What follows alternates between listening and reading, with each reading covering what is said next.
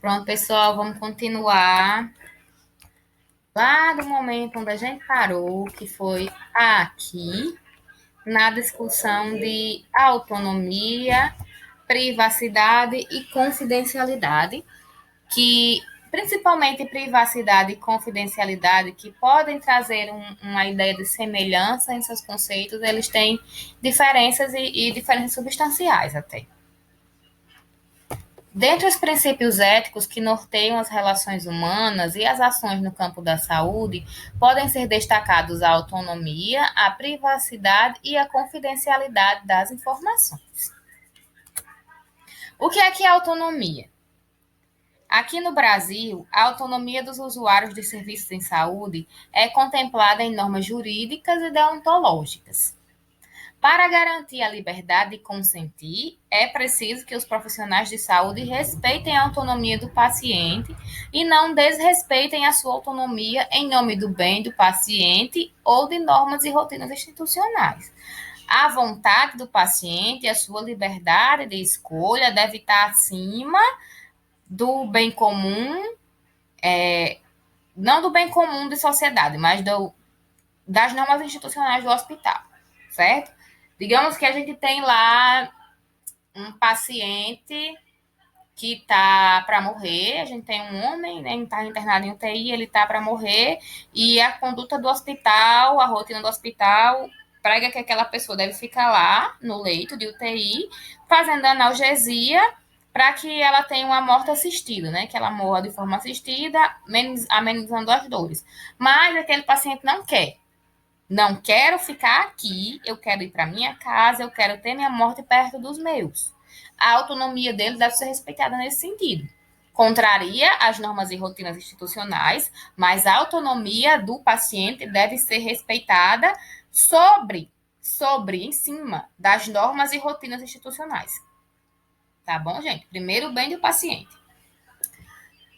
O paciente, ele é o objeto que recebe o benefício e o paciente também é o sujeito que discute a sua saúde. Não, a gente não pode tomar o paciente como leigo e fazer o que nos der na telha com aquele paciente. A gente tem que tomar aquele paciente como um sujeito criador de sua saúde. Pela perspectiva do autocuidado, que a gente já viu quando a gente estava estudando lá um pouquinho de SUS.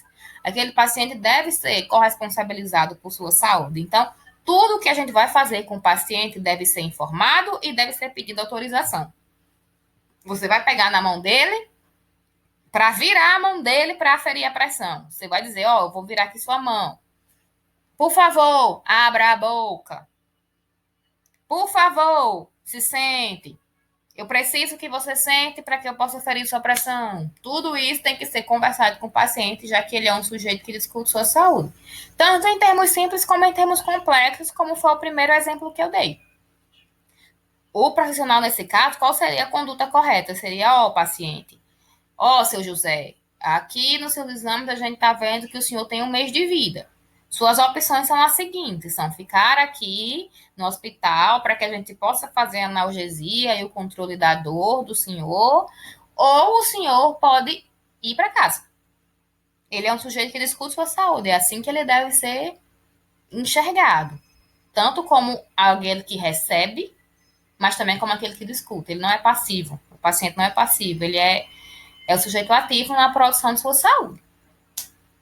Em se falando de pesquisa, especificamente, a autonomia concretiza-se mediante a assinatura do consentimento esclarecido, que é formalizado formalizado na forma é ótimo, né, gente? Mas é porque faltou a palavra. Mas que ele é estruturado ali na forma de um termo, que a gente vai chamar de TCLE.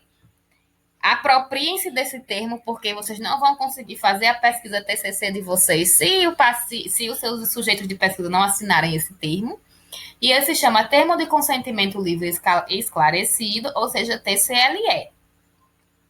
Quais são os requisitos que devem ser respeitados para a manifestação da autonomia? A gente tem que respeitar a liberdade, a competência e o esclarecimento. O que são esses três quesitos?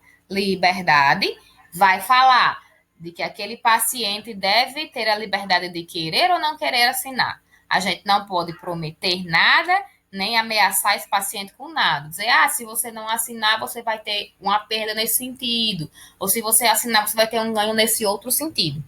Isso não pode acontecer sobre nenhuma hipótese. Sobre nenhuma hipótese. Com relação à competência, o que é isso aqui de competência?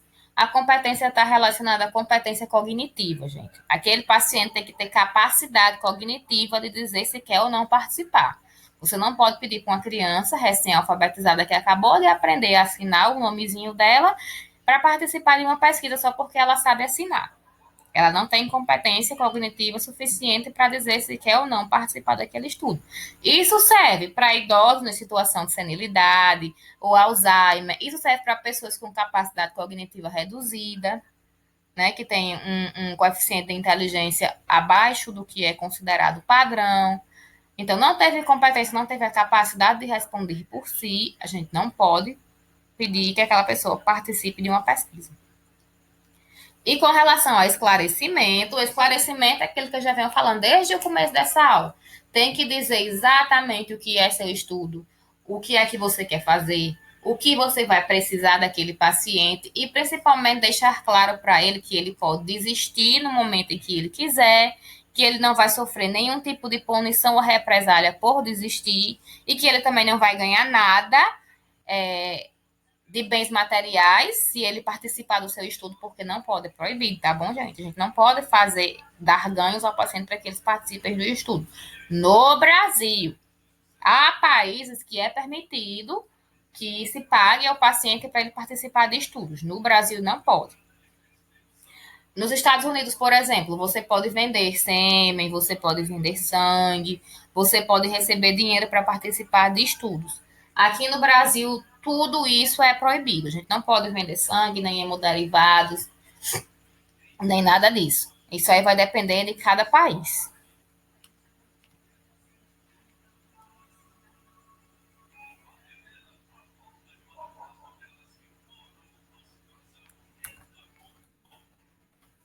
Com relação à privacidade. A privacidade, gente, é um princípio que ele vai derivar do princípio da autonomia, tendo em vista que cabe à pessoa autônoma decidir a quem e como ela vai expor seu corpo para procedimentos médicos, diagnósticos assistenciais ou informações a respeito de suas condições de saúde. A privacidade, ela pode ser de duas maneiras. Ela pode ser tanto física quanto a privacidade de informações. O conceito de privacidade física é até bem simples da gente conseguir compreender, né? Vai dizer respeito ao corpo daquela pessoa.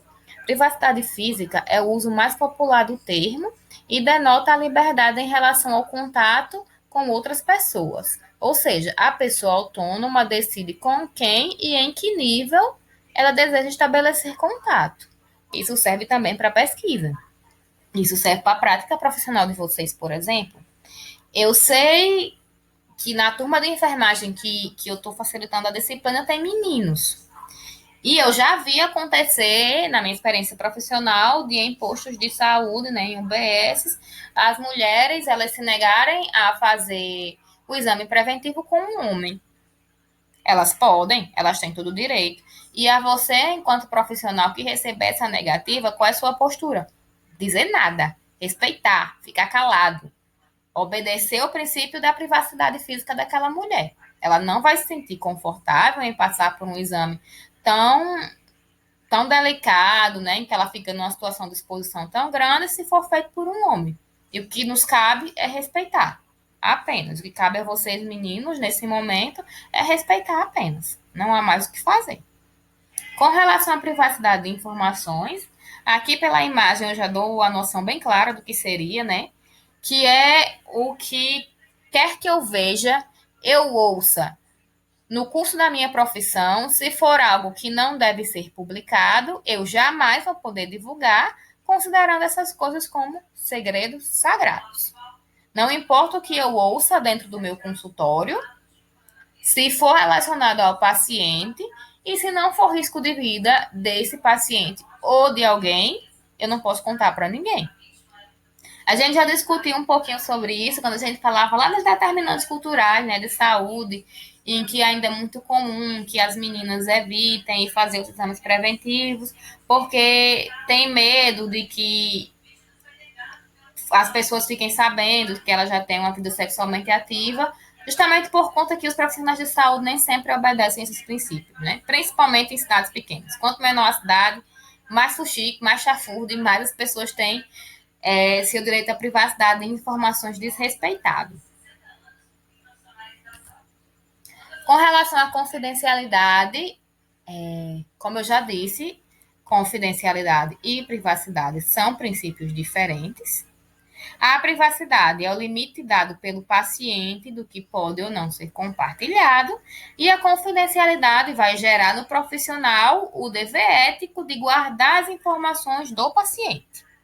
Privacidade do paciente vai estabelecer um limite, confidencialidade, o agente de saúde vai ser obrigado a respeitar o limite que aquele paciente estabeleceu. Tá bom? No campo da saúde, a confidencialidade se manifesta nas diferentes relações do direito dos pacientes ou direitos dos usuários dos serviços de saúde e também nos códigos de éticas profissionais. O paciente tem o direito de esperar que todas as suas comunicações e dados sejam tratados com confidencialidade. Esse aqui é o conceito de direitos dos pacientes, o contrato de direitos dos pacientes, que é isso de ele esperar que todas as informações que ele deu ali naquele momento vão ser tratadas com extrema confidencialidade e que nada vai ser divulgado e que ele não vai ser exposto sobre nenhuma forma, de nenhuma maneira. A nossa Constituição Federal, em seu artigo 5º, vai dizer que são invioláveis a intimidade, a vida privada, a honra e a imagem das pessoas, assegurando o direito à indenização pelo dano material ou moral decorrente de sua violação. Perceba que aqui ele vai dizer que é inviolável a intimidade e que é inviolável a vida privada, a honra e a imagem. Tudo que a gente, como profissional de saúde, vai ter acesso. Tanto a imagem, quanto a informações sobre a vida privada e sobre a honra daquelas pessoas. Enfim, nós temos a extrema responsabilidade de saber separar o que são informações que devem ser mantidas à confidencialidade e o que é que não deve. Em geral, a gente mantém confidencial se não for relevante a situação de saúde daquele paciente. Caso seja relevante a situação de saúde daquele paciente, é discutível se passar essa informação que você considera relevante para o profissional que também esteja fazendo um tratamento desse paciente. Apenas nesse sentido. E nenhum outro, essa confidencialidade deve ser quebrada. Há, claro, algumas exceções que são risco à vida do paciente ou risco à vida de outrem, a que você tenha que você consiga ter acesso a essa informação. Quando é que a gente tem a possibilidade de rompimento desse sigilo, né? A privacidade e a confidencialidade não são princípios absolutos. Ao contrário, elas têm seus limites fundamentados na possibilidade de causar dano à saúde ou à segurança da coletividade. O consentimento do paciente, né? A gente pode quebrar. A pedido do paciente, todas as informações devem ser fornecidas, todas as informações de saúde dele, e a pedido de terceiros pagantes, empregadores, seguro de saúde, autoridade policial, as informações só podem ser liberadas mediante autorização legal. Se a gente for obrigado, enquanto profissional de saúde, a fornecer essa informação a terceiros. Ao paciente, ele tem direito a todas as informações que ele quiser, no tempo que ele quiser. A terceiros, todos esses terceiros aqui, somente dever legal, mediante mandato. O dever legal é justamente isso.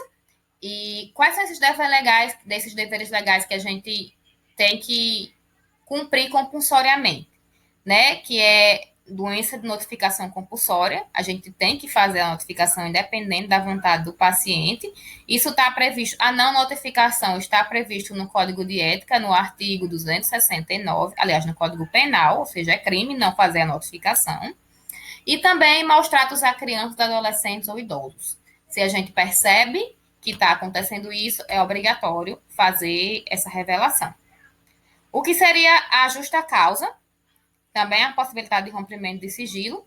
São situações em que, havendo conflito de interesses e de direitos, um deles tem que ser sacrificado em benefício do outro. Quando se está numa situação em que você tem que escolher entre interesses e direitos, você vai ter que escolher o que for ser mais benéfico para o paciente ou menos danoso para ele, né? Tem que botar na balança e pesar. Há casos especiais, como por exemplo os adolescentes, em que se deve respeitar o princípio da autonomia.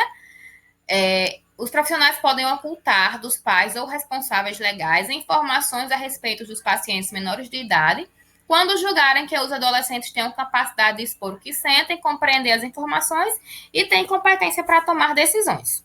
A gente respeitaria o princípio da autonomia nesse caso. Em relação ao suicídio, como ele não é crime, por isso os magistrados não podem solicitar informações sobre o paciente, não é crime. Com relação ao aborto, o princípio da privacidade e a confidencialidade deve ser priorizado, mesmo que seja um caso de aborto provocado. O sigilo não deve ser rompido em caso de a mulher estar ameaçada de sofrer sanções penais, gente, perdão. Mesmo que a gente perceba na nossa vivência de saúde, principalmente para o pessoal da enfermagem que vai ter mais chance de lidar com isso, que houve um aborto provocado, não deve, a profissional de saúde não pode ligar para a polícia, já que essa mulher vai estar arriscando sofrer sanções penais. Não pode. É diferente da mulher chegar lá machucada porque apanhou do marido. Aí você tem a obrigação de ligar para a polícia. Tá bom? Bom, gente, era isso que a gente tinha para hoje. No nosso próximo encontro, vamos falar sobre códigos de ética, conselho de ética e todas essas coisas. Obrigada, pessoal.